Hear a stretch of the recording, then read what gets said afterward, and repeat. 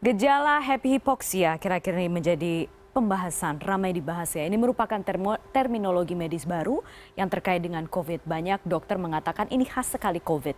Pasien tidak merasakan apapun, tapi tidak sadar kadar oksigen perlahan turun dan ini mematikan. Happy hypoxia, pembunuh tanpa gejala. Tapi sebelum kita membahas soal happy hypoxia lebih dalam, kami sajikan dulu perkembangan kasus COVID-19 di Indonesia sampai saat ini. Penambahan kasus per hari ini sebanyak 2.306 kasus baru, 160.165 kasus.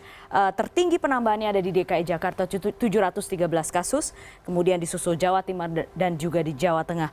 Kemudian yang meninggal sejauh ini bertambah 86 orang, yang sembuh bertambah 2.542, yang meninggal sudah hampir 7.000 orang akibat COVID-19. Dan positivity rate di kita di Indonesia masih tinggi, positivity rate 13,2%, jauh sekali di atas standar WHO. Standar WHO hanya 5%. Ini sudah maksimal positivity rate dari WHO dan kita ada di angka 13,2%. Masih cukup tinggi, angka kematian masih terus bertambah. Salah satu yang sedang menjadi perhatian adalah kasus kematian dengan gejala happy hypoxia. Kasus ini baru-baru ini muncul di Kabupaten Banyumas. Jadi ada 3 orang, mereka positif COVID dan mereka termasuk tidak memiliki gejala klinis apapun. Terlihat biasa saja, bisa berkomunikasi, namun saturasi oksigen atau jumlah oksigen di dalam tubuh mereka terus turun hingga menyebabkan meninggal dunia. Kasus ini sudah ditemukan sebenarnya di Amerika Serikat bulan Mei lalu. Sampai sekarang masih menimbulkan misteri di kalangan ilmuwan dan dokter. Penelitian juga masih dilakukan di Amerika Serikat. Jadi sebenarnya apa itu happy hypoxia? Apa yang sebenarnya terjadi ketika kita mengalami happy hypoxia? Ini adalah istilah medis baru yang ditemukan karena COVID. Ini khas pasien COVID. Happy hypoxia adalah kondisi ketika kadar oksigen di dalam darah turun. Jadi ada seorang pasien COVID, kadar oksigennya di dalam darah turun.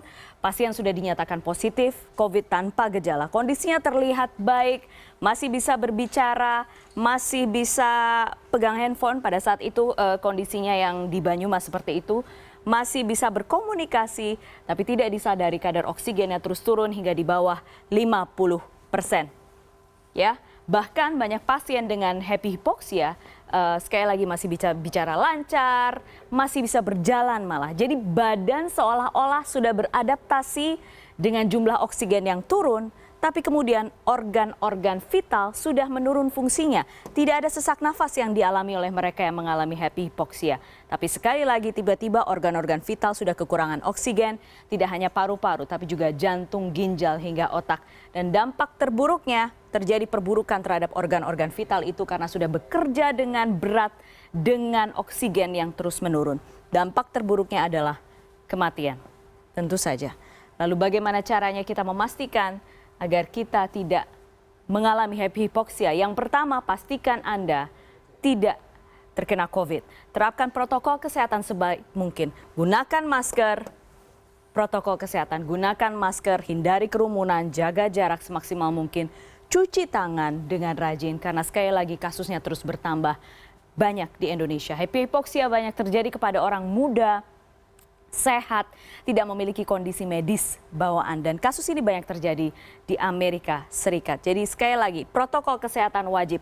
Kalau sudah kemudian periksa ke dokter jika Anda mengalami gejala COVID sekecil apapun, misalnya sesak nafas, ataupun Anda alami kondisi tubuh yang tidak biasa. Kalau misalnya rate nafas Anda kemudian tiba-tiba berubah menjadi lebih cepat, cek ke dokter. Kemudian yang harus Anda lakukan juga adalah tes COVID. Jika Anda merasakan gejala klinis sekecil apapun dan Anda sudah kontak atau Anda berada berdekatan, sudah ada kasus COVID di sekitar Anda, tidak ada salahnya untuk mengecek COVID. Swab atau rapid swab lebih disarankan saat ini. Jangan lupa untuk melakukan ronsen, dicek sekali lagi kondisi paru-paru Anda seperti apa, dan untuk memastikan Anda kondisi saturasi oksigennya seperti apa yang akan dilakukan. Anda bisa ke dokter, kemudian Anda mengecek dengan pulse oximeter. Dan sekali lagi, kalau misalnya terjadi happy hypoxia, seperti yang disampaikan Ketua Perhimpunan Dokter Paru Agus Susanto, apa yang bisa dilakukan? Salah satunya adalah terapi oksigen. Sebaiknya kalau terjadi hipoksemia harus mendapatkan suatu terapi oksigen, yaitu oksigen yang diberikan suplementasi. Karena kadar oksigen di dalam udara bebas tidak cukup untuk bisa kita hirup. Oleh karena itu diberikan yang namanya suplementasi atau terapi oksigen.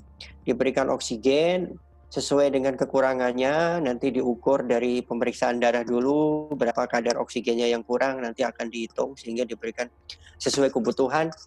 Nah, makanya nanti akan menjadi lebih fresh ketika dia mendapatkan oksigen. Ya, dokter dan ilmuwan mengatakan mutasi virus corona saat ini terjadi dan menyebabkan penyakit ini dikatakan sebagai penyakit sejuta wajah. Jadi tidak ada salahnya sekali lagi untuk tetap berhati-hati dan jaga kesehatan Anda.